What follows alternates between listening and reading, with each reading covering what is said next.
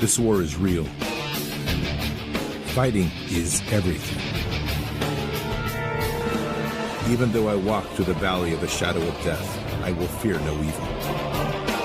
Tempts not the righteous man to draw his sword. Conviction, righteousness, ruthlessness. To understand tolerance, you have to understand the line of intolerance. War is the teacher, soldiers are the students. They become the bards of war. Over this past year, we've been blessed to have many significant influencer voices join this channel for interviews, from General Flynn to Archbishop Vigano to Jim Pugh. And now we have the pleasure of having JUAN SAVIN join us for an amazing discussion on the origins and the challenges that we face as we disassemble and confront one of the greatest evils known to man, which we call the cabal. So please join me for part 1 of JUAN SAVIN Unplugged. I enjoy talking to all my heroes, the folks that are doing what you're doing, where they're actually kind of going door to door, street to street to take the country back. You guys are doing the heavy lifting, and I'm not saying that lightly. That's exactly how I feel. So, oh, thank you very much. It's interesting. I don't know. I kind of told you in the email. Robert Steele and I worked for some of the same people, just so you know. That's how we first talked when he first came on the scene, which is when he first left his former job. And that was back in 2016 or so. And we had a chat then, and it's kind of funny. I say that because there's some voices that have been out here, a while, as we've tried to kind of wake people up a little bit, because this is quite the cabal we're fighting, I guess I should say, right? Oh, sheesh, to the moon. Well, I mean, if you've been around, you're too, I'll take it for granted. You're too young to remember all the fights back to the early 70s and 60s even. Stuff that I was around as a kid. And the guys, the way they would talk, what they would say about what was going on, stunning. And it's very fresh for me because a lot of those conversations are still ringing in my ears all these decades later. It seems new today, I think, for people just as they're waking up. But for me, even with my, reading and study and the crowd that I ran with, this is, has been around all along. It's just that it's finally come to a head where we can't sustain any longer. You cannot put up with it any longer. And so the time has come to kick them all in the ass and change the mode here. That's well said. Juan, can you talk a little bit about, your knowledge about DC and its connection to Osiris and all of that picture that you paint, which you've done a great job in a number of interviews. And I just think that is such a critical foundation point to understand how this relates to everything.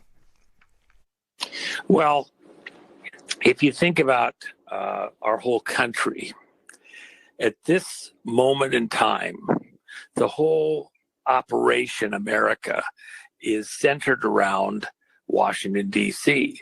And I'll get to the monument in just a moment, but I want to think in a little bit bigger sense. Consider that when the Constitution was signed by the leaders of the various states, and they each had a slightly different perspective on what community, some type of corporate collection of citizens and voters and residents meant, and then their local commerce, their communities were built around slightly different ideals. One area being into textiles and the other one into growing tobacco or something, and another one because the commerce trade was done by boats, more marine oriented or something like that. So different states had different focuses. And then they had to come together in this kind of a regional mentality, a collection of states, in order to work together. You know, the local state work is done to protect the community more than else.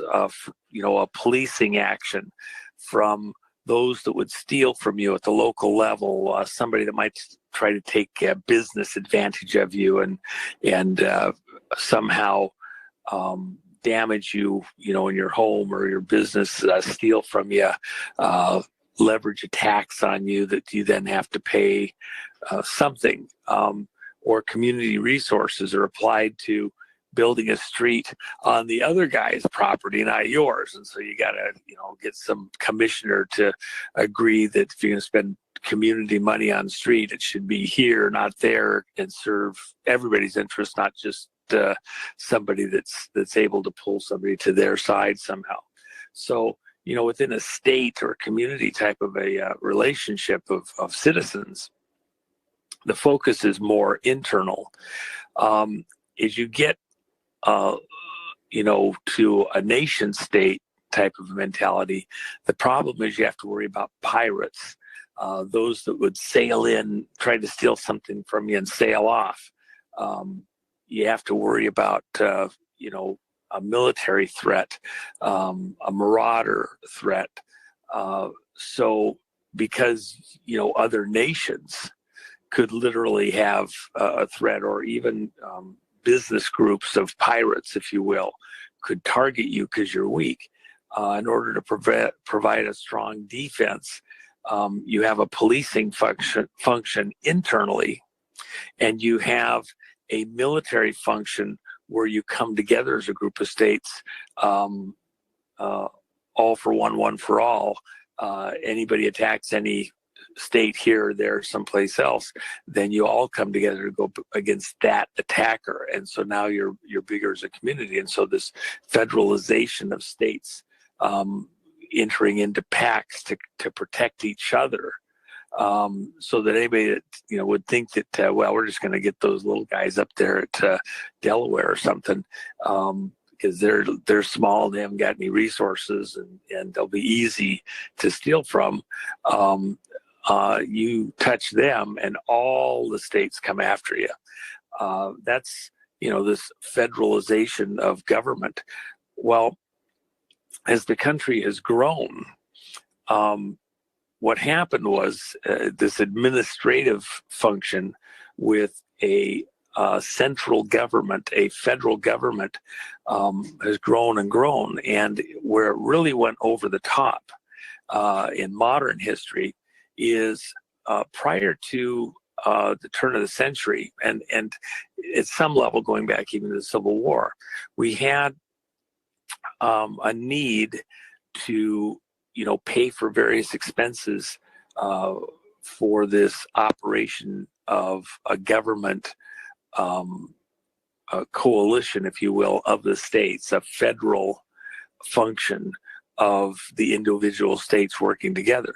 And so early on, we had tariffs, and if there was trade coming in from outside the country, we imposed tariffs on those goods, and that would be the money to run the federal government. And you'd have some money contributed by the states, but it was a pretty small operation. Most functions of government were really done at the state level. You put in a road because the people in your state want to pay for a road. And there was virtually no money coming from the federal government to put in a local road. Very minimal federal presence, stamp, imprint into each of the states. And so they were a co-op, if you will. But the states brought their resources to the federal operation. So you literally had state-run guards or militias. And so if you wanted to have a war, for example, well, each state had to bring, with the governor's approval, their troops to the battle, if you will. And there was, you know, virtually nothing there of a federal army, if you will. The Marines were, the exception there. And so over time, what happened was there was this creation of a federal tax structure, and where the citizens would have to pay money into a federal tax situation, and that tax money suddenly made this minuscule, very slight co-op operation into some kind of a monster, a beast. I had a friend years ago, we kid about it at the time. He had a pet alligator that he got at, I think at Disneyland, I don't remember. I think it was even prior to Disney actually starting in Florida, but it was some kind of a park or something. And so he came home with this little alligator in a box, and his brothers both had one. Theirs died, his lived. So he kept feeding it, and it kept growing. And when it got to about 3 feet, it was still cute, but it was getting more of a nuisance. And then it got 5 and 6 feet, and he had to go off to college. And one day he gets a call from his mom at college, and she's demanding he return home immediately. I can see where this is going. And what's the problem? And the alligator has broken down the screen door at the back door where she's throwing food into the backyard for the alligator. He apparently got a little hungrier than normal or something. And so she can't use her patio. She can't use the backyard. She's finally had it. Come take care of your alligator. He had to return home and had to give it to some alligator park or something. What's the problem with alligators? They're green and they eat money. What's the problem with the federal government? It's green and it eats money. It's green with envy for all your money. So we've been feeding all this tax money, every kind of tax you can imagine. 30 years ago, one of the guys wrote a book, and he had looked at all the various federal taxing entities, and he came up with a number of like 90,000. I mean, this is incomprehensible to people. 90,000 different entities that had legal taxing authority out across the country. And, people are, wow, where do you find 90,000? That's just a ridiculous figure. Well, wait a minute. Have you looked at your phone bill lately? You're still paying taxes, federal taxes, for rural electrification. We've had rural electrification for 120 years. You're still paying a federal tax on it to run power lines somewhere for some federal project. You think those hammers that they put on these to build these jet fighters, and they charge $3,000 for a hammer. Well, who's even using a hammer on a jet fighter? But anyway, they got so many scams going. Water districts, Tennessee Valley this authority, and the Columbia Dam stuff. FET taxes, federal transportation taxes on the rubber on your tires and your car. It just goes on and on and on. Taxes on every kind of chemical for, save the planet this and save the planet that. You start adding it all up, and it just becomes spaghetti of obligations, and nobody even knows where all the money is coming from and going into. And that, as Ross Perot said, that sucking sound is the federal government drawing all of the resources out of the whole country.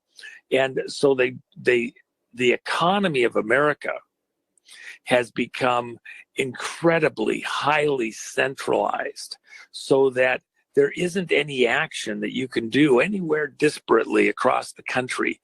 You can't put a sidewalk in Arizona without having to get, federal permits and matching money to make sure that there's not a salmon spawning stream, where you're putting in your sidewalk. It gets insane at some certain point. And that's what's going on. And so the control of the schools, every administrator in every school in every district across the country, well, they have to be careful that all of their guidelines, the way that they deal with their students, meets federal guidelines, because they'll get 10% more money or 15% more money by, complying with everything. So all of a sudden the school boards and everybody else is bowing to federal management. And so no function at the community level, at the city level, dog catcher level can be done without federal agreement and matching money. Yes, we chip every puppy that we send out with any new home, and they're also vaccinated and sprayed and, powdered and whatever before they kick their ass out to the new owners. And because we get federal matching money for puppy, distribution from our pound. And it sounds silly when I say it that way, but it's not. It's the facts. The federal government is leveraging and managing every single transaction that you do everywhere you go. And there's a little piece of money coming out of everything, and they're sucking out, it's 1% here and 0.5% there and 0.1% there. And next thing you know, it's real money.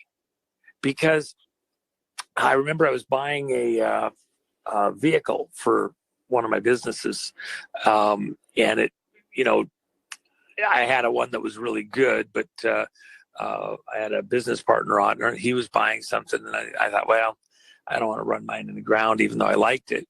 But I figured, well, might as well update now as long as I'm at it. And there was cash in the bank. And so I went down to order what I wanted. And I happened to call the accountant and says, yeah, I'm going to go ahead and pick up another rig. It's $100,000. And I just wanted to let you know. So we had cash in the bank. I was going to pay for it. And he says, well, actually, just a minute. And he does some clicking and pounding and all that. And he says, well, actually, we need to put another $10,000 in because you only got 150 in the bank right this second. And I says, well, okay, why is that? I'm only spending $100,000. He says, well, no, but you got to have money in there for the taxes you're going to have to pay. It's going to be about 160 that you need so you can buy the $100,000 vehicle. I'm like, what? Let me think about this for a second. I'm pretty good on this stuff, but I started adding it all up. And he's like, yeah, well, that's what you got to have. Because by the time you pay all of the taxes you're going to owe on that purchase and the sales tax and everything else, and then also in order to have $100,000 left over after you pay your federal taxes and your withholding taxes, your Social Security and everything else, we need to have about 160 in the bank. And then we're going to pay our taxes out of that. We're going to pay the state taxes on the sales tax and all that. And then you'll have your $100,000 left for the vehicle. I'm like, I thought about it for a minute. I was just sitting there ready to write the check. And I thought about it for a minute or two. And I said, you know what? Screw that. And I had the vehicle I'd been using. And it occurred to me, I said, I'm just going to take and put new engine in that sucker.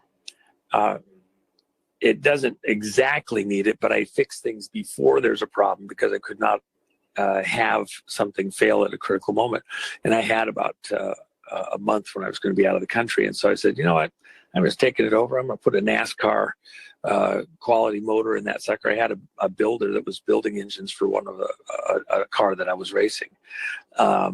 In a NASCAR circuit. So I took it over to my engine builder. I says, pull that engine tranny out, rebuild it, build it to these particular specs.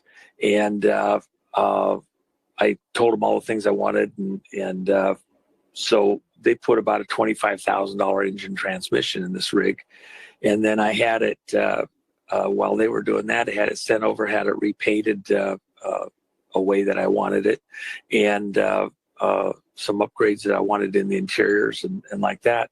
And so I ended up spending about $35,000 on this rig to have it rebuilt. And I said, we rebuild the aircraft. They go through a C-check and we just rebuild them and then go out and they go through another life cycle. I'm just going to do that with this because there's nothing wrong with the vehicle. I love the vehicle. And I actually, even looking at it, I thought the vehicle that was 3 years older was better in the way it was laid out than the newest model. So I said, no, I'm just going to keep this one. And so I spent 35 grand. And on top of that, by the way, because it was a business expense, it was a maintenance expense, it was a repair expense. Now I had something to offset income, and it was cheaper for me to just rebuild what I had because of the way the federal government had the tax stuff laid out than it was for me to buy new. Now, that really ticks me off at another level because an important business decision was made based on somebody else out in Congress and the tax policy people and all that, all their minutia forced me to make a particular type of business decision that at the end of the day, it favored the engine builder and interior and paint guys because they got some work out of it, but it didn't favor, renewing and upgrading and keeping new with equipment. It really penalized, commerce. So then you look at what happens later in the year, that same year. This was a year where there was some economic crises going on in the country. So the federal government turns around and says, well, if you get rid of your clunker, and if you buy new, we'll give you this big one-time tax savings thing. And I think, as I recall, it was like an accelerated depreciation rate or something. And so my accountant calls up and says, if you wanted to still buy one of those rigs, you could do it now, and it actually will make sense. And I said, I already redid what I got. I'm happy with what I got. But I did end up doing that for a couple of employee vehicles. And so the whole point is you had Washington, D.C. controlling policies in the way that they administered the tax to try and cause everybody out across the country to spend, don't spend, spend, don't spend, step on the gas, don't step on the gas. And who was it favoring in this particular situation? Well, it was bankers, because the bankers and I think GMAC was, about to go bankrupt or something. And, so they came up with a policy that favored them, which is one of the, money side of GM and some of the other people and other companies that were run well. By the way, Ford, I'm a Ford guy.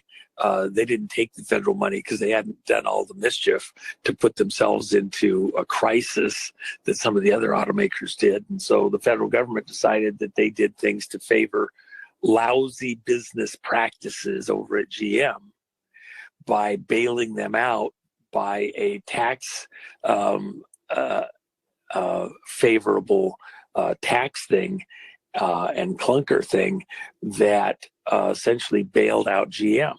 So a lousy operation as a car building and sales operation was promoted and assisted, and a great well-run operation like Ford had been doing at that time,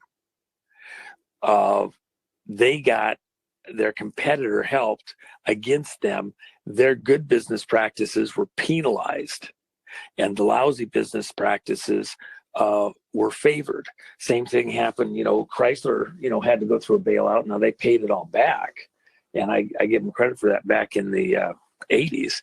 But when Lee Iacocca came in and just took shares instead of income, and bet his time that he could bring the company back, and did great stuff, brought the Caravan out and all that, and did great stuff. But at the end of the day, you have the federal government deciding who's going to win and who's going to lose amongst these various players. Now, all of that conversation, what I'm trying to say here is that you have this federal machine, this highly centralized operation running every facet of the operations around the country at very far away places. There's a saying, I believe it was Jefferson or Benjamin Franklin, I take it back, I think it said it.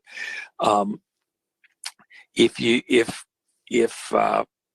the federal government, if the feds are essentially telling you when to plant and when to reap, you will soon be wanting for food. If you have one person telling everybody, okay, everybody plant right now, and then later they're telling everybody reap right now, it's very inefficient. And the reason is because out across a country like ours, when you should plant and when you should harvest in Iowa is different than it is in northern Montana, is different than it is in eastern Washington or in southern California. Their climates, their altitudes, their wind and water rain patterns are totally different. So there's no one way that suits all of them.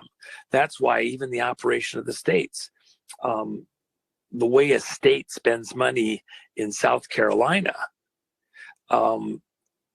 makes a different kind of sense than the way a state spends money in Delaware or in California to support its citizens. And when you have one little tiny speck on the map where all those decisions are made by just a handful of people, it doesn't necessarily favor good, efficient operations. For example, even in my corporations, what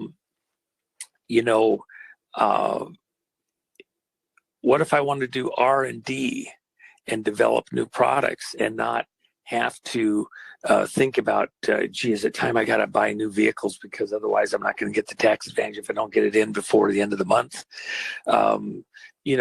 Maybe I need to spend the money on R&D and they're not favoring R&D today, or I need to spend the money on more employees or less.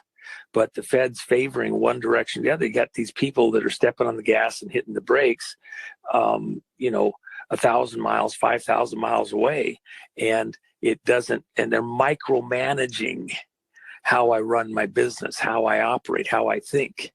And why? Because they're thinking of their big operation, their big federal operation. Well, that's centralized government. And so America has gone from local control, local management and jurisdictions in the municipalities, the cities, in the counties, in the state, of every aspect of life. Instead of the sheriff of the county who's elected by the citizens enforcing the law there in his county, they'd like to have everything monitored and supervised and controlled at some federal level. They've gone out of control. It's lost this local citizen authority, with the feds overriding every action. I remember I was out in Oregon during the era when they had the problems that led to the death of little boy Finicum, murder, really, my opinion. And I was with the sheriff of the county there, and they had a bunch of feds that came in and just decided to park in a park and start doing something. And he says, I got to leave and go find out what's going on here, because they're not going to do this stuff in my county. And they are just running roughshod, and they need to notify me and let me know what's going on and what their plans are. And they're just coming in here like they run my county, and they don't run my county. I was elected to run my county. And that was a great guy. In fact, that's part of the thing with the sheriffs, Sheriff Mack, constitutional sheriffs group. They're having to remind the feds who has authority for policing in these various counties, including tax law. You got the IRS comes in, wants to just do anything they want in a lot of places, and in a lot of these counties, the local sheriffs have to remind them, you do things based on a certain way of enforcing whatever things you want to enforce. And some of the stuff they enforce isn't law; it's administrative law. It's not constitutional law. So all of that still coming back now. You're seeing this federal situation where they're leveraging all that money is being pulled out of the country and brought to this central pot in the middle of the country. And when they do that, that money is power. So as they draw it out of the rest of the country and they bring it into Washington, now you got a handful of elected officials who are deciding where to send it and how to send it, et cetera. And they're telling the federal agencies, here, you get this much money, you get that much money, you can do this thing and there. And they become very powerful. That alligator just gets bigger and bigger and bigger. Once it reaches a certain point, now it wants to kick down the screen door and come into the pantry and take anything it wants, any time it wants, because it's so big that even the door, the Constitution, the local rules won't stop that thing from getting into the kitchen. And what's happening in America right now is your mom is calling, hey, get that alligator and get it out of here. That's the federal government. Come home, get the alligator, and get it out of here. Do whatever you got to do. I don't care what you got to do. I don't want to see what you got to do if you got to do it. I want that alligator out of here. I want my house back. I want my yard back. I want my pantry back. I want the sunroom back. I don't want that thing in this yard anymore. I don't want it terrorizing the neighbor kids if it gets loose through the fence. Get it out of here. That's the federal government. That's what's happening to America right now. They're completely out of control. Completely out of control. Do you understand? Completely out of control. Executive order this, executive order that, executive order another thing, executive order over and over. Everything's an executive order. It's an emergency. It's an emergency. Yes, everything is an emergency. Gotta hold the country under our grip. Okay? That's the federal government right now. And now I come back to your original question. That fucking monument in the middle of the city. At the center of the city that is running your country right now is this huge spire, this monument in stone. The entire city of Washington, D.C. is built around that spire. Every function of our federal government is built around that spire.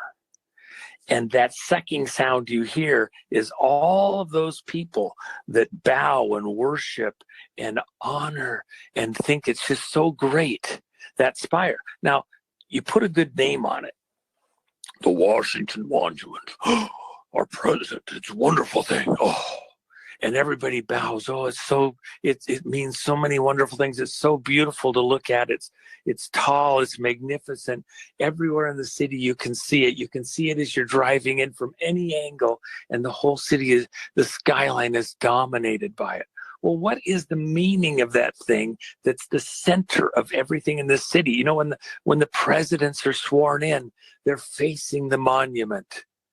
They have their Bible in front of them and they're putting their hand on it and their face is to the monument. When Obama had to do the second swearing in because they thought they might have made a mistake on the first one, they go into a room in the White House and he's sworn in and you see the pictures of him and there's a picture behind him. It's the architect of Washington, D.C., who's in this picture behind the president while he's got his hand on the Bible or, whatever books that were really there, etc. And he's being sworn in and saying his oath. Well, if you look at where his eyes are and you look overhead at what the layout is there in the White House, and there's a window right in front of him.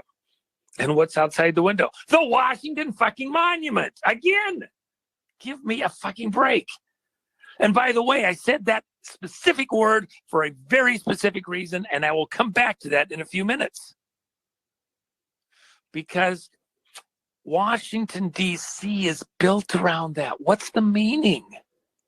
Why? Every city, every street in the city, every angle of every street in the city, the holy city of Washington, D.C., that every citizen in this country is having to pay homage to bow to curtsy to kneel to. For what purpose, by the way? Why? Because we all pay homage to this city. We pay alms to this city to keep it in control of us. The Constitution was a decentralizing document. It allowed no function of government to take place at any higher level than was necessary to accomplish its purposes. So when you look at what's happening in America right now and you compare it with the constitutional contract between the citizens and the government. Remember, the Constitution is your contract. A lot of people, they go to work for a company, or you buy a car or a house or something like that, and you make a contract. Okay, we agree to make these payments at this time, and you agree that we get title at the end when we finish making the payments. It's a contract between two parties. You buy a piece of property, whatever, a work agreement. The union works out a contract, so the employees get this much an hour for this thing, and they get their holiday pay, and they get, matching money for their health care, etc. It's a contract. It's an agreement between parties. Okay, well, the Constitution is a contract between the American population, the citizens in the various states, and the federal government. So when you look at that contract, if one party doesn't fulfill its obligations under the contract, the other party can sue. The other party can, protest in the court, or in many cases, a contract is considered null and void if either party violates the agreements within the contract.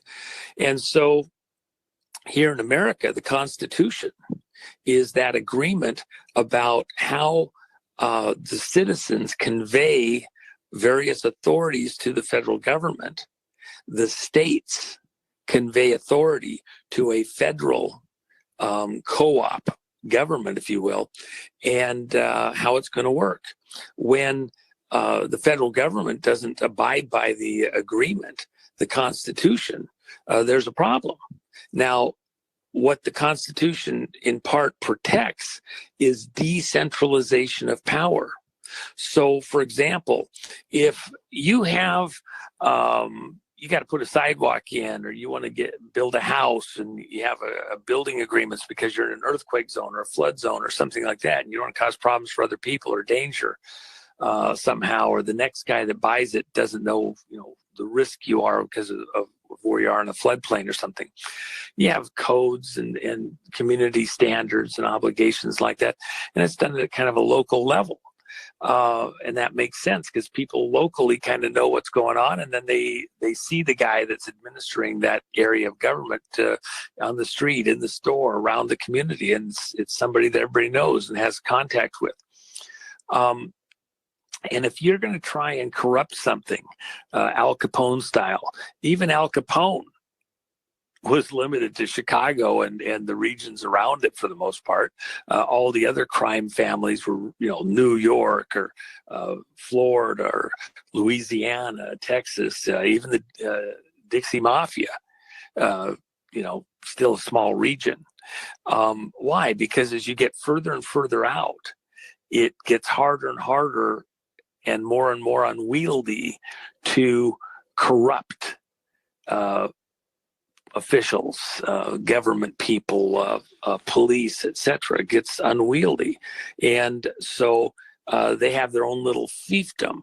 And if the people realize what's going on, they can come against it at the local level and push back on it and try to stop it. And so policing functions are done at more of a local level, generally, and more appropriately at a local level. And if things really get out of hand, people can pick up and move and go somewhere else where the corruption isn't so bad, because they're not going to live under that. The federal government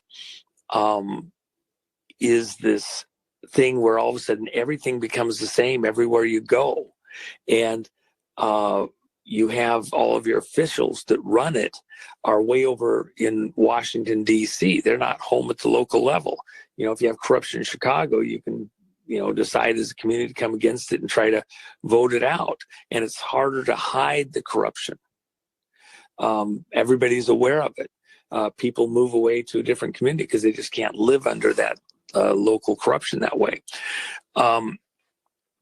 The Constitution is this decentralizing document that keeps power in the states, in the local communities, and doesn't hand it over to somebody else huge, except to protect us from huge external threats, people that would come and dismantle us from outside, other countries, nation-state level threats, where the co-op of states come together, band together, and bring their armies together for some mutual defense pact, if you will, not to be managed internally in some huge, humongous way, like the alligator running roughshod over the whole house, but to protect from foreign parties coming in to take us over from the outside, steal and maraud and rape and pillage and everything else. The federal government's focus, external to the states and to America, has been shifted, and now it's all internal. It's all about managing all the states. The states have lost their rights. And the corruption, where corruption occurs, if you were going to try and corrupt America out across all the states, you might have to pay off 50, 100,000 people, local legislatures and senators and city officials and vote counting people and everything like that. And it becomes quite burdensome. But when everybody's in D.C., it's a highly leveraged, localized position, just like a teeter-totter. There's a fulcrum that it twists back and forth over that pivot point. And so the whole world is pivoting back and forth over that pivot point of Washington, D.C. And that's what's carrying all the balances. Well, a little move here, a little move there, and it changes the dynamic radically. It changes the pivot point for the whole country. And if you want to affect it, instead of having to pay off, bribe, control, manipulate tens of thousands of people out at the local level, now all you got to do is control 535 congressmen, 100 senators, a few judges here and there. And now you got it. You can do anything you want. So maybe you gotta, you don't have to do all of them. You just got to do a certain percentage of them that lean something a certain way. So, for example, in this election thing, the whole country didn't vote Biden, and they didn't have to throw the vote on the whole country. You only had a half dozen states, 4 states really, where the vote was corrupted adequately that the whole country has to live with the consequences of their vote, of their corruption. It's like Chicago now runs the whole country with its corruption, as opposed to having to go out and corrupt every place. You just got to get a couple of them at pivot positions, and you can change the direction of the whole country. It's the tail wagging the dog. So when you look at what's happened with our federal government, this highly centralized system sucks all the energy out of the country, right down to this little speck postage stamp in 1,000 acres of land called Washington, D.C. And a few officials can change the direction of the country, change tax law, change policing law, change the relationship between our country and other countries, cause businesses to be exported and people to be imported, allowed through the border, whatever. And what the state wants, if Texas doesn't want people flowing over the border like an endless parade, or Arizona or California, the federal government tells you, no, you got to let those people through. You got to, do this way and do this that way. And the state doesn't have any control. The local citizens don't have any control. That's different than what it used to be. That's a centralized power, and the ability for the bad guys to only have to corrupt a handful of officials, a relatively small number of officials, in order to pull off a big ripoff, a big theft against the American people. A couple mobsters in Chicago running the whole city their way. Only this time it's the whole country. The Constitution is a decentralizing document. It keeps power out at the state and citizen and municipal and county level. It doesn't give the federal government huge, power over every aspect of your life, except for one thing. When you come to tax law and you suck the life out of the country, you suck all the excess and some out of the country.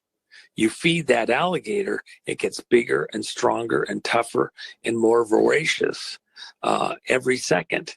And now the federal government's running roughshod over everything, deciding what vote machines get favored because they get a federal tax break for using this style of vote machine.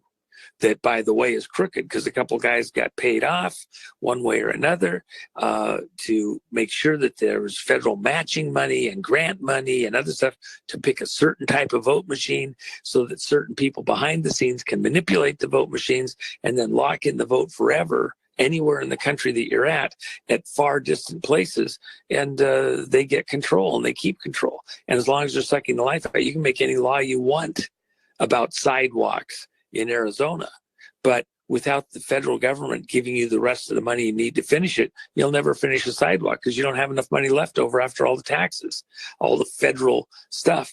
And so you're pleading, please, please, please give us back some of our money that we sent you so we can use it to, have some jobs here locally. And then, by the way, why are they so pissed off at President Trump? Because, he slowed down this whole defense thing and called bullshit on some defense projects that were just insane, that favored, a little band of local people at certain places that were getting, jobs locally. The whole country has to pay for jobs locally for one operation that builds military widgets that don't do what they're supposed to do. They don't protect the people. They don't keep us safe. They just cost a pile of money. But there's jobs in that senator's district. There's jobs in that congressman's district. And he brought home the bacon at the expense of the whole rest of the country. Brought home the bacon at the expense of every other taxpayer. What's fair about that? We're being forced because somebody's little, and I'll say it just exactly this way. Somebody's butt fucking buddy is getting jobs for their little local thing, and then they become more powerful. And so that favors them. It's not in the best interest of the American people. It's just in the best interest of that little clique who has enough payoff money and enough leverage with their congressional party to pull these jobs in and do a contract on some military thing that isn't really about defense. It's about a payoff. And it happens over and over and over and over and over and over and over and over till at some point it no longer even remotely makes any sense anymore. And then you look at Washington, D.C. Why? How has this happened? Who's behind this? How did it occur? How did it develop? Well, it's a club. It's a secret handshake club. It's a bunch of buddies working together, frat boys, college boys, all that go to the same fraternities, go to the same schools, the same bloodlines. Yeah, my dad, my grandpa, my great-grandpa, we all went to the same college. We got this heritage. Yeah, and you got your little Skull and Bones and 50 other organizations, the Orangemen, Scroll and Key, over and over. The list just goes, it's like 100 different little private clubs and fraternities, and they all work together, and we're helping you and you help us. It's a secret handshake between all of these people. And what do? They self-promote. They mutually self-promote. You promote our guy here, and he'll take care of getting you that money there.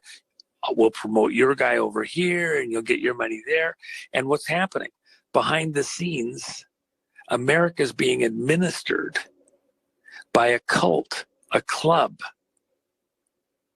And it's not just one, it's multiple of them working together collusively, not in the best interests of the farmer in Nebraska, but in the best interests of people that have alliances in their families against the interests of America, that have global aspirations, global interests. They don't want the factory here in America because they don't control how the money gets spent here. They can control you and how much money you got to spend for it, but you got to pay to move your factory from here to Japan, China, South America, because you can't make things green enough here. And oh, by the way, over there, they can't either. And they're way worse, but they're a growing economy. They're, a third world country, and we have to make an exception for them. So your Congress votes a law that you got to pay. They get a tax break again for moving your company, your job, your production to some other country to help the world. At whose expense? Yours? Yeah. Your family's? Yeah. That's what's been happening over and over and over again. Who's making those decisions? The little clubs all around Washington. And every street angle in Washington, every building at its base, at its corner, is marked, branded, tattooed with their marks, their ideas, their way of doing things. You think that it's just Washington. It's the home of the seat of democracy and capitalism and the American people's, holy city. Yeah, holy full of shit. That monument is actually got very ancient roots. The monument, the Washington Monument, that spire, that monolith, has religious symbology. All of Washington, D.C. is built around religious symbology that goes back to the Greeks and the Romans, into Egypt, and to Babylon itself. The story of the Washington Monument is about the story of Osiris. Who is Osiris? What's the god Osiris? What's that all about? Osiris was this god that was portrayed as being the most wicked of all the gods. And his brother Set was the sweetest, nicest, most benevolent god of all the gods. Both of them were born twins to Isis. And Isis, this female god, had sex with Zeus, who played around a lot, and Zeus, screws around with Isis. She gets pregnant and has twins. Okay, and one's a good twin and one's a bad, evil twin, kind of like a Cain-Abel type story. At some point, Set, the good god, decides that the evil, the horrors, the corruption of Osiris are so great that he must kill his brother. Now, one thing I'll tell you is that they're into the flip. They're into the reversal of roles. They're into twisting the way things look like. So you have a biblical narrative, Abel good, Cain bad. Here, now you're saying that, and Cain kills his brother Abel. Here you're having the good brother Set, and they want to flip the whole roles because it's demons that are really doing this. And so the good brother Set kills the evil brother Osiris. And when Set killed Osiris, he chopped his body into 14 pieces. And then Set scattered the pieces all around the earth because he's a god. He can run all over the place pretty quickly. A little later in the day, on the same day, and this was on the 17th of the first month of the year. A little later in the day, on this 17th date, Isis, the mother of the twins, finds out that Set has killed Osiris, and she's all upset and horrified and distraught over this. So she quickly races out across the earth, and she finds, being a god, she finds 13 of the 14 pieces of her son that have been chopped up, and brings them all to one place and assembles them.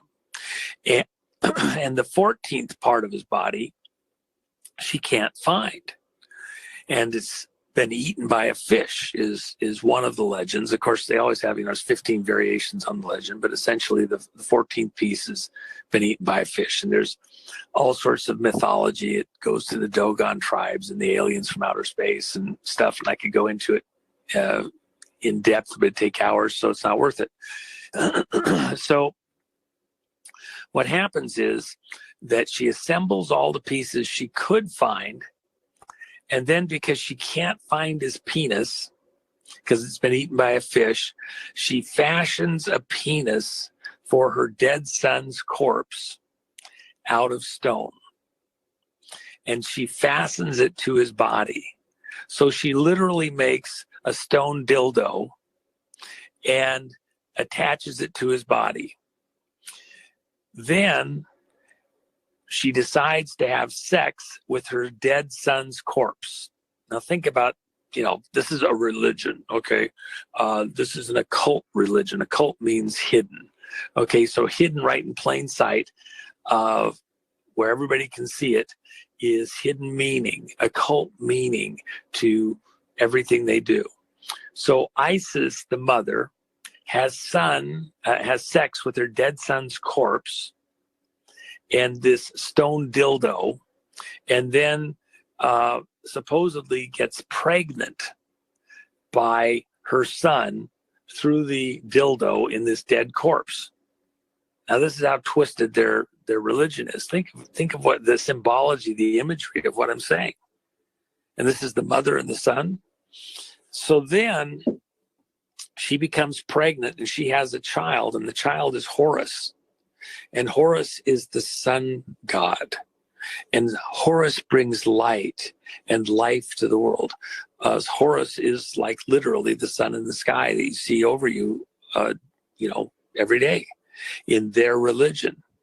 And as a monument in stone, as a memorabilia, a symbol of their religion, their occult beliefs, their occult practices, they believe that the sun god, Horus, the sun in the sky,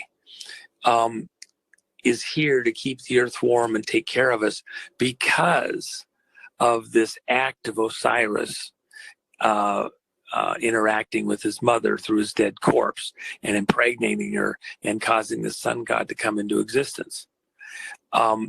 Amongst these groups within their little club, they're actually not kidding, and they're not upset with laughing about being a mother fucker. They're laughing right in your face about that. The city that is the center of your whole nation of America is built around a monument that is honoring symbolically this motherfucking act. And even the way that it's positioned, the exact longitude and latitude where it's positioned on the planet. Remember Washington, President Washington, what was he before he became president and a general and everything else? It's his work was that of a surveyor. And what was he doing? He had to find the exact location on the planet where this monument had to be, this city had to be built around for their religion. You have an entire religious city. Washington, D.C. is as religious a city as the Vatican is in Italy. So this is a religious city. It's an occult, hidden religious city.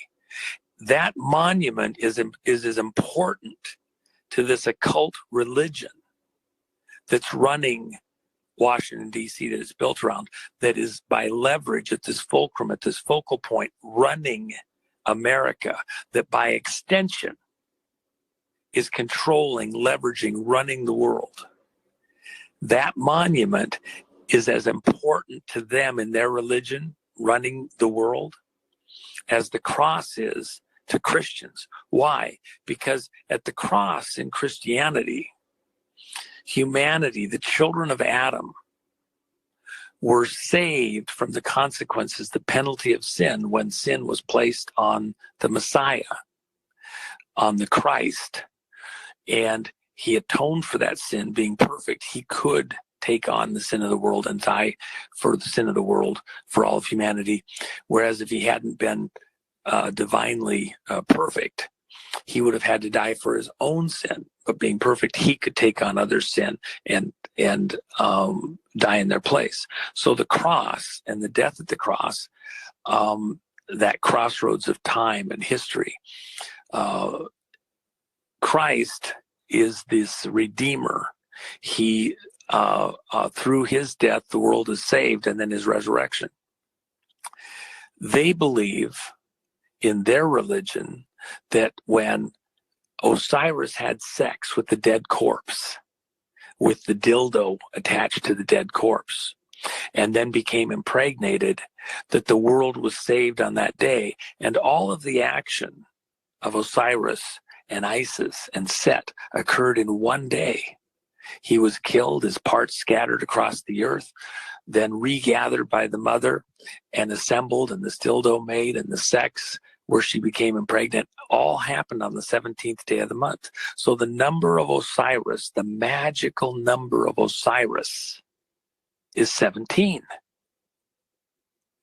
And in the occult, in witchcraft, in sorcery, the maximum magnification of a spell is 3 times. So the witch turns 3 times in the circle to get the maximum magnification of a spell or a something that they're doing.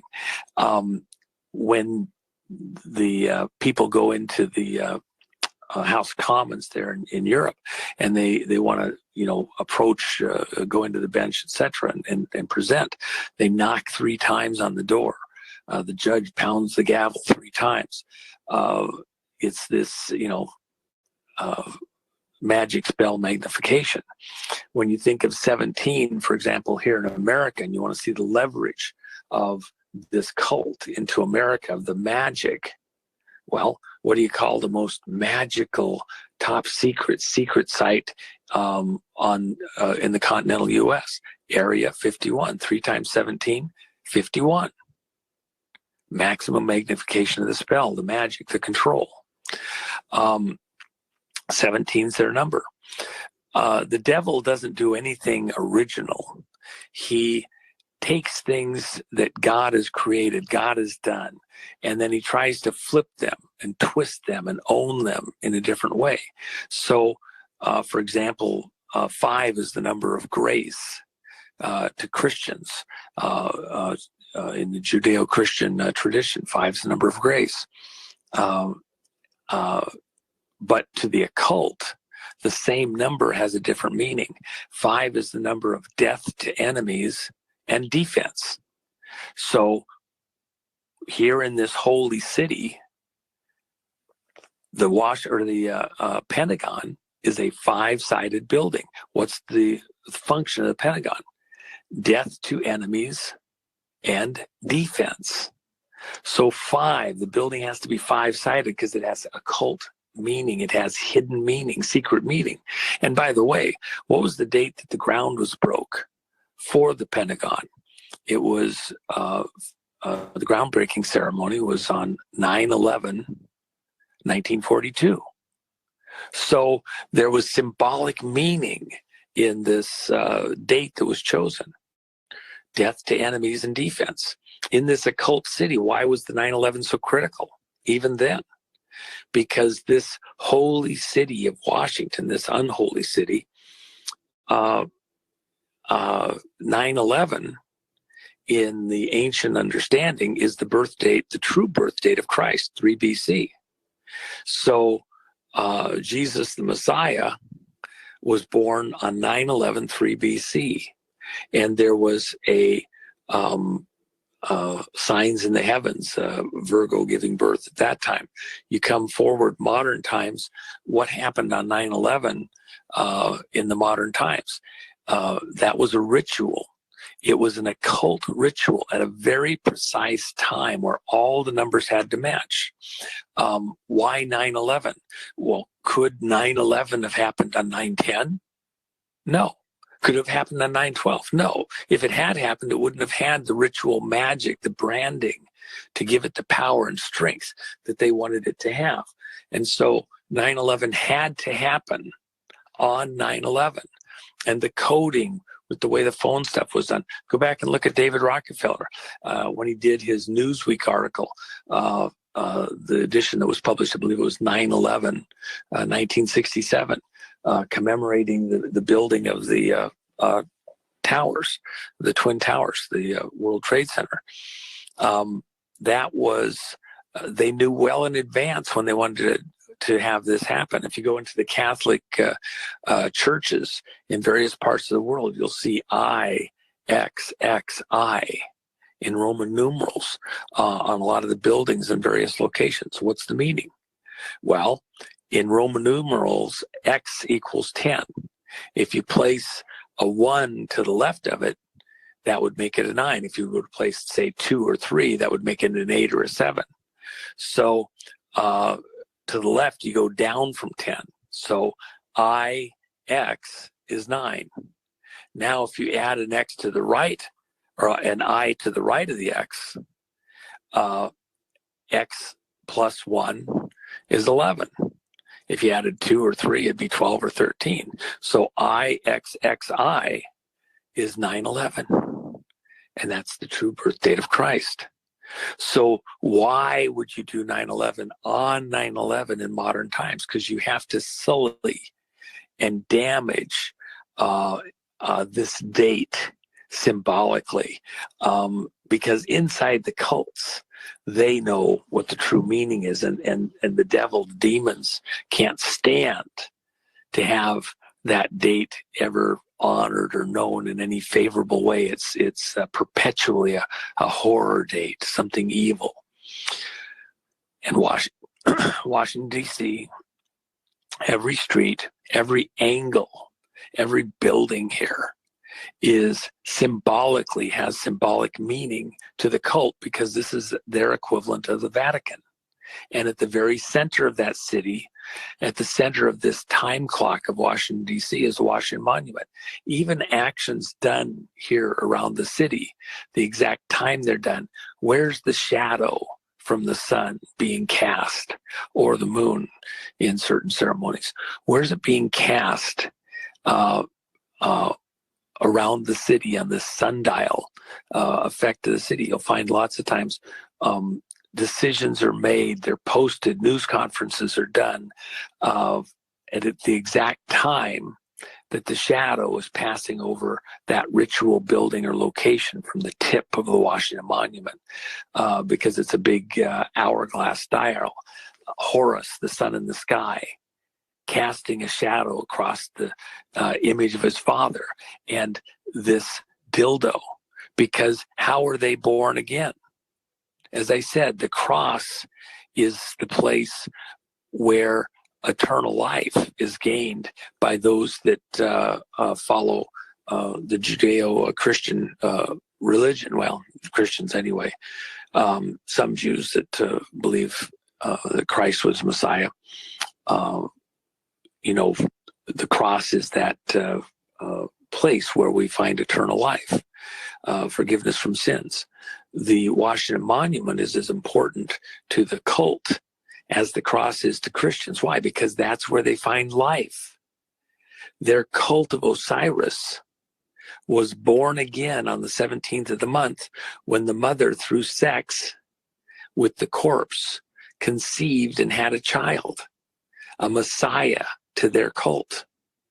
And so this is the monument to the cult at the center of the city.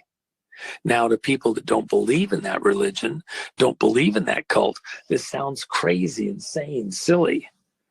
How could people believe such a stupid thing that some baked out twisted mom has sex with the corpse, with the dildo attached to the corpse, and then became pregnant? Well, it's their religion. They can believe what they want, but they've built a whole city around it, and the imagery and symbology of that event, and your country, your nation, that you profess to be a Christian nation. Oh, we believe in God in heaven. We believe in Christ. We believe in forgiveness of sins. But your whole country is built around this unholy city. And at the center of that city, every function pivots off of that dildo. Fuck you. As crazy as that sounds, that's what they're doing. Now, let me just add this before we go on. Let me just add one thing. I'm almost done. What you have to think about here is that the fate of the world is really pivoting off of 3 locations on the planet, and all 3 locations are built around monuments of the same type. The city of London is the financial, religious city running the world. The city at the Vatican is this religious city built around a spire, a dildo in the middle of the city. It's about the Christian faith, etc. Well, somebody's captured that operation. Here in America, Washington Monument, it's a captured operation. Our city, our capital, is a captured operation. And everything is pivoting off of this secret handshake crowd that's running our country and by extension running the world. And this moment in time that we're living in is about the pushback. When the people showed up here on the 6th of January, they were praying. They were at a type of a worship service almost, and coming against this unholy rule of the Capitol. They were portrayed falsely as coming here to riot and pillage and kill and murder and everything else. But we have plenty of videos that show that that's the farthest possible thing from the truth. Even what supposedly happened in the Capitol, highly suspect on a lot of the details there. So at the end of the day, Christians showed up here to be counted, to take the country back and to put their foot down and say, no, we're not going to let this city run roughshod over the whole country and these people in Congress, etc., not administer the laws. They came to be counted and make their presence known. And then they went back home all across the country. This federal city and its policing operations are trying to arrest those people and portray them as having come here to destroy everything and part of some plot to, take over America. Well, who's the real plotters? Who's behind this? What's really going on? And the last thing I would tell you is this. Out across the churches in America, when you look at churches all across America, and other religions, by the way, too, you see these spires, these steeples on the churches. Oh, well, it was a clock tower, it's a bell tower, whatever. Even there's the symbology, ringing the bell. They have symbolic meaning that has sexual connotations. And it's about this merging, this hybridization of our society around their religion, your Christianity, your Judaism, even into the Muslims and other religions. They are capturing the way you think, making hybrids. And so these steeples with the cross on top, what are you really looking at? You're looking at the dildo with a cross attached, as though that somehow makes it okay. Where do these Masonic groups meet? A lot of times in the basement of churches. You have this blended situation, this hybridization. In their mind, Eve was beguiled, had sex with Lucifer, Satan, Samael, the devil, and became pregnant with Cain. And then she went and taught Adam the trick, and Adam impregnated her with Abel. And so Abel and Cain were twins, different fathers, same mother in the same birth cycle. And so you have this war going on planet Earth between the children. Since Abel was killed, the next child was Seth. So the children of Seth, who were direct descendants from Adam, and children of Cain, whose father was the devil. And we're both growing up in this world, and you're watching this fight between the Cainites and the Sethites, or the Adamites, for control of planet Earth. And this religion, this cult, this Osiris cult, is about promoting and protecting the Cainite race against the Adamic race. They believe they're more than human, that they're hybridized, with their father, the devil, being an alien from outside. And by the way, people talk about the reptile, aliens. They're laughing at you, because the reptile aliens, in their mind, Satan, the serpent, was a reptile. Satan, the serpent, had sex with Eve and was cursed to crawl on the earth when this was revealed by God, and he cursed Satan and made him crawl in the dust of the earth. He became a reptile, or he was a reptile, but changed his physical state.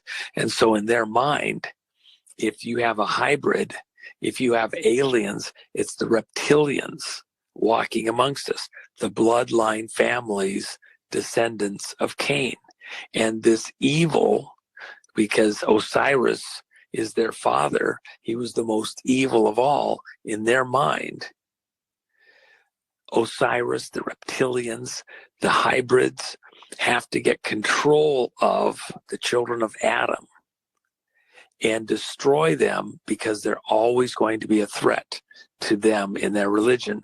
And the use of these cities, these holy cities, to manipulate and control the people, these leveraged locations to control the rest of the population of the earth and to rein them in, to starve them out, deindustrialize them, take away the right to build or make or own, take away their ability to use their money their own way, or what it even is, denominating what money is. They control all of that. They control you. They can starve you out. They can kill you off, because this is their payback. This is them killing Abel once and for all. The conflict between good and evil, Satan and God, that was there present at the Garden of Eden, trying to bring mankind under a curse, with Satan impregnating Eve, this Lucifer, this devil, whatever you want to call him, Satan by 1,000 names, to destroy God's creation, to hybridize it. That's still going on today. And that's the fight, in a nutshell, between the American people and the world. And this cult, which is being administered, which is being operated from the center of your unholy city in the middle of your country, take that to church on Sunday under your steeple with a cross on it and pray about it to God. That's what I would tell the American people today. So thanks for tuning in. Remember, if you like the channel, please hit subscribe, like the episode, and share it on your favorite social media forum. The Bards FM podcast can be found on Podbean at www.bards.fm. It can also be found on Apple Podcasts, Google Podcasts, Amazon Podcasts, iHeartRadio, Pandora, and YouTube by entering Bards FM in the search bar on the respective apps or websites. And if you would like to support the channel with a donation link is below. All podcasts are written and produced by Scott Kesterson. Opinions expressed are the individual's only. Interpretations of events are the sole rights and opinions of the podcast presenter and guests. Bards FM, Bards of War, Fighting is Everything, and Expedition Cafe are trademarks of Scott Kesterson and Expedition Cafe. All work is owned and copyrighted by Scott Kesterson and Expedition Cafe. Thank you again. You have been listening to the Bards FM podcast. This is Scott Kesterson, out for now.